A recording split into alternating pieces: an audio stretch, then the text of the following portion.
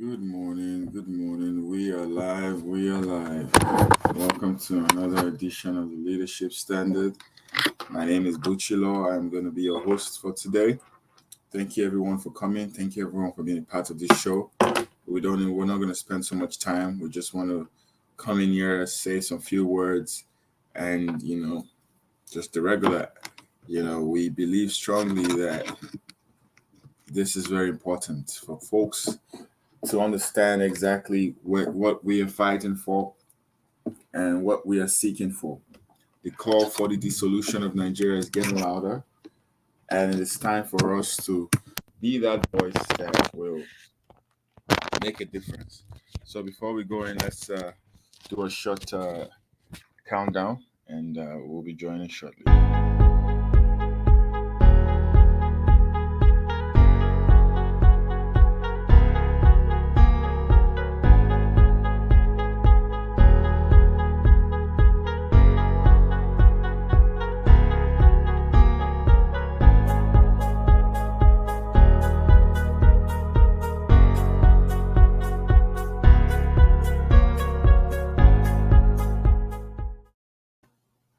Alrighty, welcome back. Welcome back to another edition of the Leadership Standard. My name is Buchilo, and I am your host for today. Thank you, everyone, for being a part of us this beautiful Sunday. We've been working towards being more consistent, and I want to thank everyone who's been supporting us. Supporting this brand, supporting this institution, supporting this great organization. We don't take it lightly. We appreciate you. Thank you for giving us the benefit of the doubt. We're a young organization and we're still growing, but we strongly believe that before the end of time, we will keep making progress, and that's all that matters to us at this point in time. All right. So we're already getting comments. Oh, thank you, James Friday. Good afternoon and happy Sunday. Thank you for being here. Today is not going to be, I don't intend to spend so much time. I just want us to just come in, say some few words. If you have comments, please post your comments on the chat comments. Remember to be respectful to other people.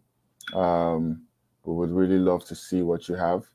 So, but again, what exactly are we fighting for? What exactly are we clamoring for? We must understand that the reason why a lot of people are saying that they want Biafra, they want Yoruba nation, they want all of this, is because of the fact that they have not experienced what it feels like to live a happy, progressive life in Nigeria. That's the honest truth. Most people you hear that are fighting for, whether it's for Biafra, whether it's for Oduduwa nation, the only reason why most of them are shouting for this is because of the fact that the benefit of life. What exactly do you call the benefit of life? The same kind of lifestyle that the northerners are living in the north is similar to the same kind of lifestyle that they live in Saudi Arabia, they live in Mecca, or they live in in all these other Islamic countries around the world, or whether it's also Dubai. But the truth of the matter is, you can never compare the life experience with somebody in Dubai as the life experience of somebody living in Kano or in Kaduna State. You can never compare it. And the reason is very simple. The reason is because of the fact that the leadership of Kano is totally different from the leadership in Dubai. The leadership from the north is totally different from the leadership in Dubai. And that's the reason why I always say that everything, or actually it was John Maxwell that said it. John Maxwell, a famous writer, said, everything will rise and everything will fall on leadership. So anything that succeeds, the reason why it's succeeding is because of great leadership. Anything that fails, the reason why it's failing is also because of what? Of bad leadership. There is nothing stopping the North, all the leaders, all the governors of the North today, to decide that they want to turn the North into Dubai. There is nothing stopping the governors of the East to decide that they want to turn the East into a mini Israel or a mini country that is also Christian dominated, like the way the folks in the East are, the way the Igbos are, the way the Biafrans are. Because the Biafrans are predominantly Christians. And we're not the only Christian state in the world or the Christian region in the world. There are other Christian regions all around the world. There's Christian regions in Israel. There are Christian nations. America can be considered a Christian nation, although it has other religions, but it can be predominantly called a Christian region. All right. But again, the reason why things are not the way they are in other countries in Nigeria is because of the failure of leadership. And you are going to see some of these examples of what I mean by failure of leadership. Any leadership that doesn't live to the standard where the human life can benefit from is a failed leadership. I just want to put it out there, because again, I'm a young person, and I reason my analogy is the way I think based off the way young people will think about things. I think based off the way young people think about situations, how young people solve problems.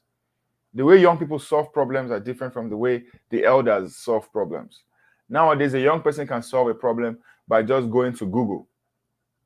All right? A young person can solve a problem by just, requesting for help on Twitter, and they can solve a problem. A young person can solve a problem by requesting for help on Facebook. But the way the older generation might have solved the problem, they might have maybe first of all called this person, that will tell them to call that person, that will tell them to call that person, to meet this person. Before you know it, the problem is, has expanded, or the problem even becomes worse. What am I trying to say? The way Nigeria is solving its problem today, it's not solving the problem in the way the world is solving its problem. Nigeria is solving its problem in a more analog way that is creating more pain for the followers. Leadership should never be about creating pain for the people you lead. Leadership should always be about making life easy for the people you lead. If you cannot figure out how to make life easy for the people that you are leading, then you do not have any business running for any position. But we have seen time and time again how people have stood up to become leaders in Nigeria only because of their own selfish interests. And the reason why it is easy for them to survive in a system like Nigeria is because of the fact that Nigeria in itself has empowered them by making the salaries of politicians very, very lucrative, that it makes them feel like as soon as they are done from being a governor, the next thing is to become a senator. The next thing is to become a House of Rep member. And this is somebody that just became a governor, or that someone that just finished his tenure from becoming a governor. There is no plan, there is no accountability for the people. All they care about is their own selfish gain, their own selfish interest. And I don't blame them. I do not blame them, because the system allows for this. The only way we can create a credible system is to ensure that the system does not allow for selfishness. Rather, the system encourages service. Any system of government that allows for selfishness will destroy itself. And that is the path Nigeria is going into right now.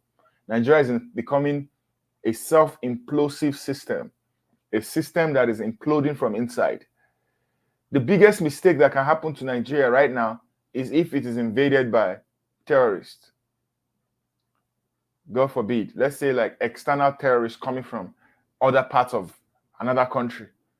Just the same way, Ukraine is being, Ukraine is being attacked right now, and they're defending themselves. Just imagine if Nigeria gets to that point where another country comes in and wants to invade Nigeria, coupled with all the myriad of problems that they have. How will Nigerians cope? And again, how long will it take to rebuild the facilities that have been destroyed? Just the facilities that have been destroyed by Boko Haram, that have been destroyed by all these other terrorist organizations that exist in Nigeria. The ISIS, the ISWAP, the Fulani headsmen, all those things alone. Do you know how much it's going to cost to rebuild those things? Excuse me. Does Nigeria even have the money for it? That's my next question. If it takes so long to build it and it's been destroyed, how long is it even going to take to rebuild it? That is the question. And does Nigeria even have the money for that? And for any facility that gets destroyed, that facility can remain destroyed forever in a Nigerian system. Because we are borrowing money left, right, and center. And the money that we are borrowing is the money that is not even available. That money will be used to pay for salaries all over again. You see the dilemma that we're facing. But I don't want to spend so much time. I want to show you all some crazy things that have been happening when you guys were away. As I would say, when you guys were away, some crazy things were happening. And I want to show you all so that you all can see the reason why people are shouting and clamoring for a new Nigeria is not because of the fact that they don't like this current Nigeria. It is because of the fact that this current Nigeria is working towards killing them. Whether they like it or not, it is just the reality on ground. This current Nigeria is aimed at killing them. This is a video that I think might be of interest to someone. Let's watch this video. This video, I saw this video on Twitter, and let me know if you all can. Now, this is a video, as you can see. You see, this young man was being beaten, being stepped upon. They were trampling on this man. This was in the southeast of Nigeria. They were stepping on his head, kicking him on his groin. The Nigerian police. You know, this man did not do anything. He was just going on his own. But they were stepping on him. And if this video reminded me of a video I saw down in the east. You know, I remember seeing a video like this when during the Biafran War, where some soldiers were beating a man and his family. And the man did not do anything. Do you understand? All I'm just trying to explain to you is the fact that the Nigerian police see how they're kicking him in his face, stepping him on his leg, stepping him on his shoulders, stepping him on his hand, on his feet. They are just trying their possible best to break this man's spirit, to demoralize him, and to just, you know, make him feel worthless. That is the whole idea the government of Nigeria has been reminding the citizens of. The feeling of worthlessness. How do you make people feel so worthless? How? How does 7 police officers with guns and batons make somebody feel worthless in their own country? That is the irony of living in Nigeria. The people that are meant to serve you don't serve you. They want you to serve them. And if you don't serve them, they kill you or they threaten to kill you.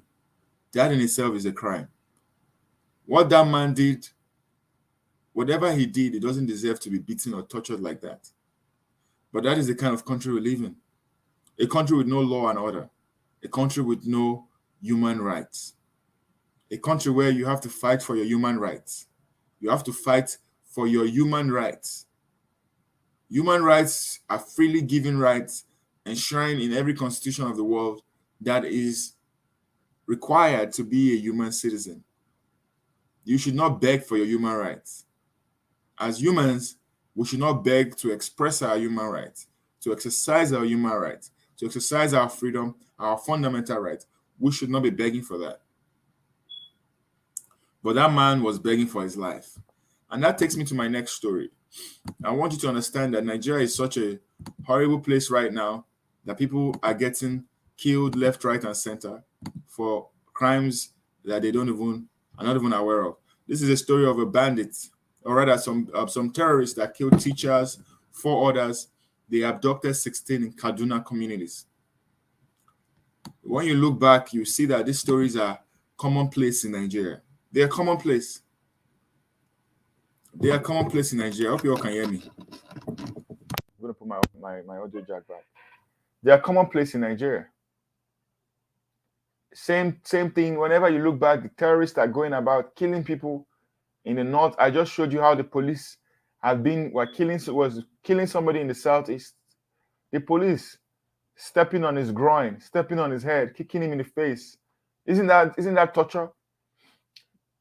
A human being treated like an animal, a human being.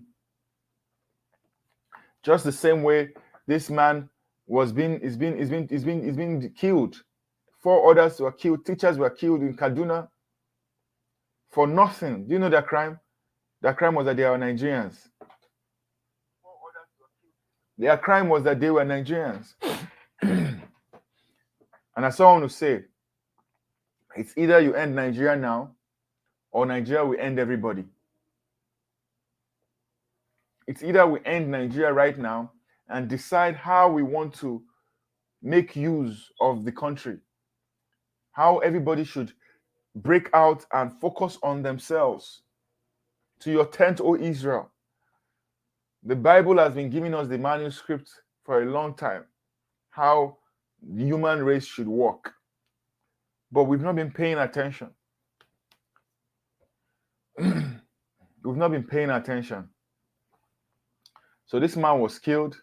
4 others were abducted. Or rather, some teachers were killed, 4 others were killed, and 16 were abducted in Kaduna State. This is the same Kaduna where the governor is saying that there is no problem. See how people are being killed and slaughtered. And this is another one again of how 5 people were killed as suspected headsmen invaded Benue village. No one is talking about this story. No one is talking about how these headsmen are going about killing people all around Nigeria. In every part of Nigeria, we've heard the situation of headsmen that are running around rampage, killing people.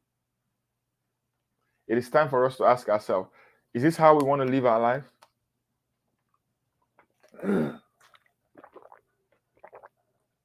I am yet to see any of these headsmen that was killed, and they were, or rather, any of these villagers that was taken to the hospital and they survived. None of them ever survived. None of them. Most of them always succumb to their wounds. It is sad that we live in a country as Nigeria. It is sad that we live in a country as Nigeria because the failure of leadership is becoming increasingly high every single day. Every single day, we are reminded of how bad the situation is. And now, Yoruba nation is coming. The Igbo nation is coming, and nothing is going to stop it. Nothing. So, let's prepare our minds. Let's prepare ourselves for the inevitable. For it's happening. It is going to happen. It will continue to happen. Now, this is another story of how the bandits killed 15 soldiers, 5 policemen. They burnt their patrol vans in fresh attack on Kebbi. Nothing has been said about these men. Their families, their wives will be left as widows. Their children will be left fatherless. Their daughters left fatherless, motherless. All because of the service that they gave to Nigeria. See how they placed all of them on the bare floor. Even after death, they don't even honor them. How do you place people on the bare floor? Look at just look at this. I hope this is not too graphic, but I hope you all can understand. The point I'm trying to make is they don't even honor them well. They just kill them, and the Nigerian military just drops their bodies on the bare floor. No honor even after death. Sad. And this is the same country people want to join the military. Another story of how the bandits killed 2 farmers and abducted 4 in Sokoto State. We've been saying a lot of this, but rather than look at another one, guard shot dead as gunmen abduct another Catholic priest in Kaduna State. You can see it doesn't stop. It doesn't stop. They shoot at Catholic priests in Enugu State. They do all these crazy things. They're just rampaging, running amok, killing people. The point I'm trying to make out of all of this is to say that the way this country is moving, the situation at which it is going through right now, things fall apart. Things are falling apart massively. Things fall apart. The center cannot hold. Nigeria is becoming a center that cannot hold. It is either it's going to collapse internally or collapse externally. But the way it is going right now, the center cannot hold. Everyone is fighting for themselves. Everyone is fighting to protect themselves, their families. No one is fighting to uphold the nation. So we need to keep asking ourselves, how long is this going to go for? And for those who think this is just a one-off thing, I'm telling you that this is going to be a culture in Nigeria.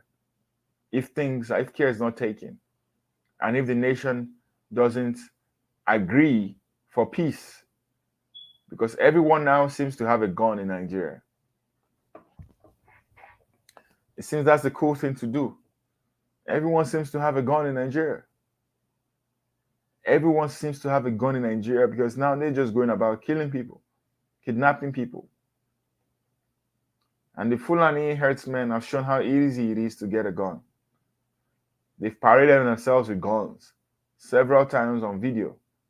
They've shown how easy it is to get a gun and how easy it is to go about killing people. So we need to be very careful and not allow this to become a norm. Because at the end of the day, we are the ones who will be responsible to bear the consequences of this. So right now, there is a huge dissatisfaction of being a Nigerian. There are hardly any patriotic Nigerians right now. Everyone wants to leave. At the next opportunity, at the next open opportunity to leave Nigeria, people are out of there, packing their bags, getting out as soon as possible, because they have realized how terrible things are. And they now see that there is pretty much no light at the end of the tunnel. The best thing to do right now is to just destroy the tunnel, because there's no light at the end of it. Gone are the days when they'll be like, oh yes, there's light at the end of the tunnel. Just keep persevering, keep holding on. This situation, my brother, my sister, there is no light at the end of this tunnel. We're left to our own. We're left to our own. Kiari, they pleaded not guilty. His co-defendants pled not guilty, or rather pled guilty, but that doesn't stop anything. This lady was boarding the BRT bus. Her body parts were stolen by the same driver that was riding the bus, at least allegedly. And there's news that he has done this in the past. This young lady is still crying out for justice, and I pray that justice is served in her case. Right? So now we have these stories and many more stories going on and reminding us exactly of why we are asking for a dissolution in Nigeria. The situation has become more critical every single day. Everyone's life is at stake. And everyone must put a voice. Everyone must put their voices to say that enough is enough. No going back. No going back in our request. Yes, you all can decide to go about and having your elections. But at the end of the day, the situation is still on ground. Enough is enough. We need better services as humans. We need better infrastructures as humans. We need better freedom as humans.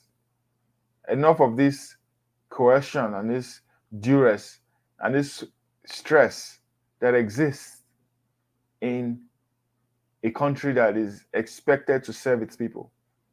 Enough of the policemen playing the role of terrorists in uniform. Enough of this epileptic power supply, epileptic water supply, bad roads, bad hospitals. Enough of it. We cannot continue like this.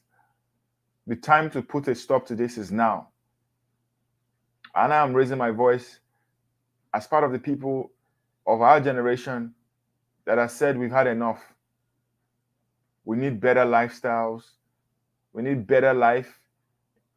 Africans must not be the place of suffering. Africa must stand up to its responsibility as a giant it is in the world and step up and give hope to citizens, to its people. Africa must end this suffering, this chaotic suffering, this chaotic lifestyle that has just been put in to just punish the people. Africa must be a beacon of hope. Biafra must play that role. The Yoruba nation must play that role. Nigeria, as for me, Nigeria has overstayed its welcome.